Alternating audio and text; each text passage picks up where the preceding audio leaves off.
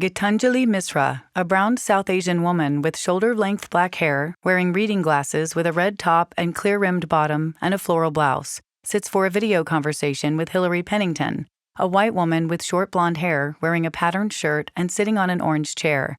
On-screen text, Gitanjali Misra, co-founder and executive director, Kriya. You know, when you're close to the ground and when you convene and you gather and you see rays of resilience. You see movements begin from that. On-screen graphic, social justice leaders on what matters, Hillary Pennington with Gitanjali Misra. On-screen text, Hillary Pennington, Executive Vice President of Programs, Ford Foundation. I am speaking today with Gitanjali Misra, the co-founder and executive director of Kriya. Gita has worked on issues of sexuality, reproductive health, gender, human rights, and violence against women from a variety of vantage points. As a program officer at the Ford Foundation, a professor at Columbia University, as president of the board for the Association for Women's Rights in Development, AWID. And Gita, I'm so glad to be talking with you. And let's start by you telling me a little bit about Kriya. Why did you decide to found it? And where and how do you work? So, 20 years ago, time has flown. But at that time, I was working with the Ford Foundation and had worked for many years, both in the US and India, and began to feel that there were a lot of patterns that were emerging in the feminist movement, the women's rights movement, the violence against women's movement in India. And Kriya began to address three big things that I was observing, my friends were observing, the co-founders were observing.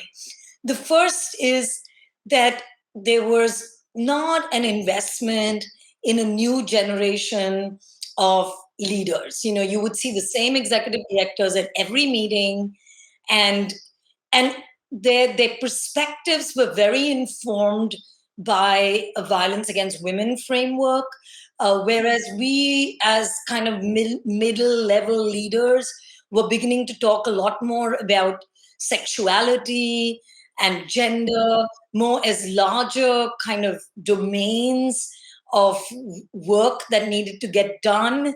The second was, as a program officer at the Ford Foundation, I had seen that even though there were a lot of ideas, strategies, interventions, research, knowledge, perspectives in the global South, somehow everything was dominated by the global North. And so Kriya was definitely formed as an organization that was going to be rooted in the country where it was based, but was always going to work globally. And the third is, we're talking about 20 years ago, where issues of sexuality and justice intertwined with each other were not at the forefront of many people's agendas. We wanted to work on people that were excluded, women that were made less worthy of protection. I'd love to come back to double down on these issues of how people view gender and sexuality, and for you to talk a little bit more about why that matters so much and how you incorporate that perspective into all your work. From a very early stage, you had to disentangle firstly issues of sexuality and gender.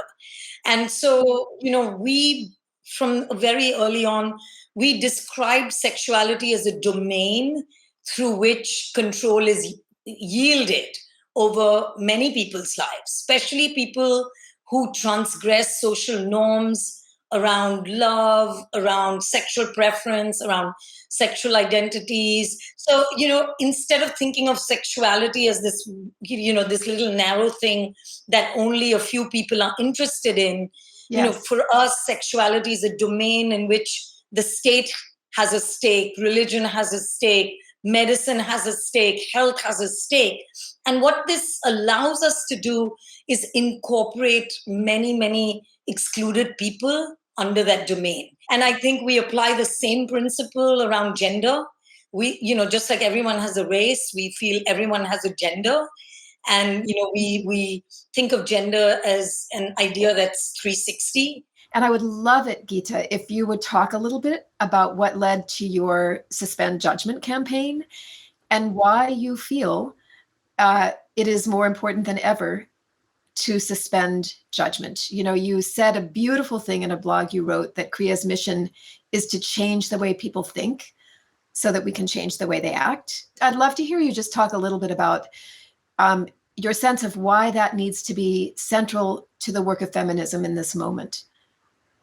One of the things as humans we all have to know is how much we're shaped by our thoughts. Our actions are shaped by our thoughts, and our thoughts are gendered, they're classed, they're raced, and we don't wake up one day and say, oh my God, I'm this feminist, or I'm going to be, it's an evolution. And those ingredients that shape us are various. It's not just a school teacher, it's not just your parents, it's who you read, where you travel, who you meet. So the core business is really, how do we get people to suspend their own judgments that they bring with them into many spaces and kind of be open to learning, unlearning, thinking, rethinking, so that when they move into whatever intervention they move into, they are able to change the way they act in a way that is more affirmative of people's rights. Yes. And I think the Suspend Judgment campaign was about that. It took all of Kriya's intersectional work, getting people to understand that their judgments matter. And what I love about my understanding of how you've done this work is you create a space for people to start to ask themselves questions and for discomfort, right? You really channel discomfort as a powerful force for change, not lecturing, not righteousness, but discomfort and curiosity. Yeah, and I think that's the future of feminism, I think. This critical feminist practice, which is inclusive and intersectional. It centers gender, sexuality, accessibility, rights, and amplifies the voice and visibility of those that have been structurally excluded. And I think we've begun to now purposefully not use the word marginalized, not use, we are now really referring to people that have been structurally excluded. And I think that feminism has to pay attention to the ways in which societal architecture, prevents certain people, obviously not all people, from enjoying their full spectrum of rights. And I think feminism has to do a lot more of that. I think we've done a good job of focusing on individual harms, but less on dismantling the structures that construct and sustain these harms. You also write about how old binaries are being challenged. I mean, this has been partly Kriya's work, right? The binaries within feminism or within activism and human rights between North and South, rich and poor, Indigenous knowledge and academic kinds of knowledge. And what's so interesting to me is that you write that new axes or new kinds of binaries are contesting or replacing these old ones. And therefore we risk creating new gatekeepers of who or who is not truly feminist and what is or is not real feminism. What are some of those emerging contestations you see now in the movements? As a Global South organization, we always try to make it clear that we don't believe that there are absolutes in any of this. There is a North in the South and there is a South in the North, because otherwise we will be creating a world that's very dogmatic and fundamentalist.